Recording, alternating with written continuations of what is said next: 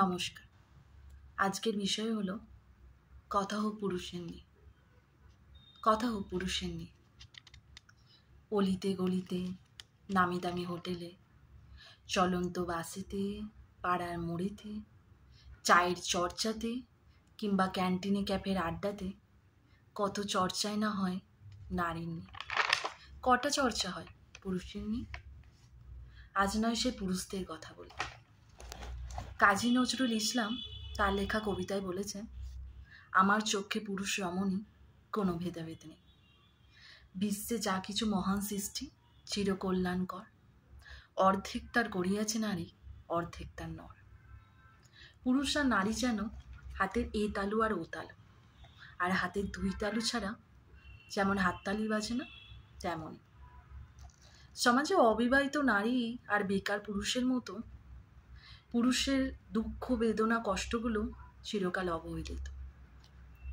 একজন নারীর কোল বা গর্ভ ছাড়া যেমন একজন পুরুষ ভূমিষ্ঠ হতে পারে না, তেমনি একজন পুরুষ ছাড়া দ্বিতীয় একটা নারীও জন্মগ্রহণ করতে পারে না। পুরুষ মানেই রাক্ষস, ছলনার উপবেশে সর্বনাশের ছল। এমনটাই সর্বদা নয়। পুরুষ মানেই দুঃখ প্রকাশে মানা, গোপনে কাঁদো, কান্না পেলে চেপে যেও, মুচকি হেসে কেটে যেও। এমনটাই কেন?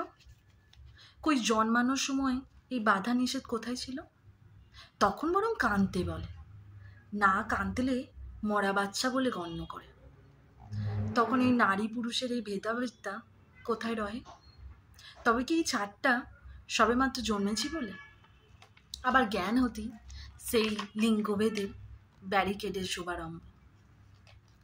আজও চলন্ত বীর বাসে বমি করতে থাকা মহিলাকে নিজে টিকিট কাটা জানালার ধারে সিটটা নির্দ্বিধায় দিয়ে দেওয়া ব্যক্তিটা হলো একজন পুরুষ। বাসে, ট্রেনে, ট্রামে কোনো গর্ভবতী মহিলা দেখলে তৎক্ষণাৎ যারা নিজের সিটটাকে সব থেকে আগে ছেড়ে দেয়, তিনিও একজন পুরুষ। রোজ দুবেলা রাস্তা যারা সযত্নে পার করে দেয়, সেই ট্রাফিক সিগন্যালে দাঁড়িয়ে থাকা মানুষটিও একজন পুরুষ। লেবার পেনে ছটপট করতে থাকা মহিলাকে রাত বিরেতে মরিয়া হয়ে যে হসপিটাল পর্যন্ত পৌঁছে দেওয়া লোকটা একজন পুরুষ। ওই বিপদে 100-তে কল দিলে ছুটে আসা একদল মানুষের মধ্যে কিছু যেমন নারী থাকে, তেমনি অধিকাংশ কিন্তু পুরুষও থাকে।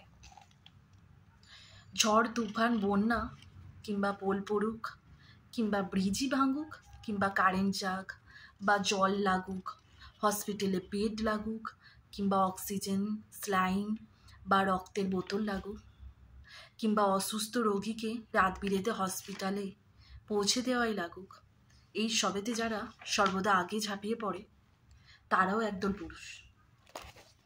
বাসে, ট্রেনে, রাস্তাঘাটে আজও মেয়েদের সাথে অসভ্যতামি করতে দেখলে গর্জে ওঠা প্রতিবাদ করা মানুষগুলো পুরুষ।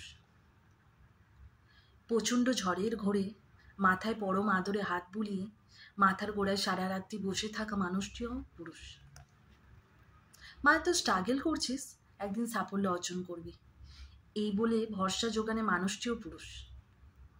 তারাও তো পুরুষ যারা মহোৎসবে সপরিবারকে বস্ত্রশস্ত্র দিয়ে নিজের বেলায় রাখে লবডঙ্কা।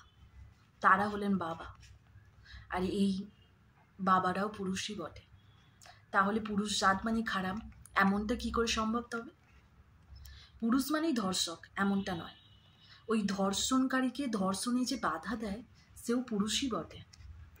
একাধারে সমাজে ভক্ষকই রক্ষক আর রক্ষকই ভক্ষক।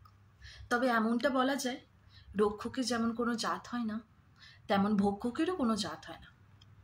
আসলে মানুষের জাত, লিঙ্গ, ধর্ম নিজের মানসিকতায়, ব্যবহারে, আচরণে হয়। বলা বাহুল্য এটাই মানুষের একটাই জাত, মানব জাত। ধর্ম তার মনুষ্যত্ব। চলো তবে মানসিকতা বদলাই, সমাজ বদলাক।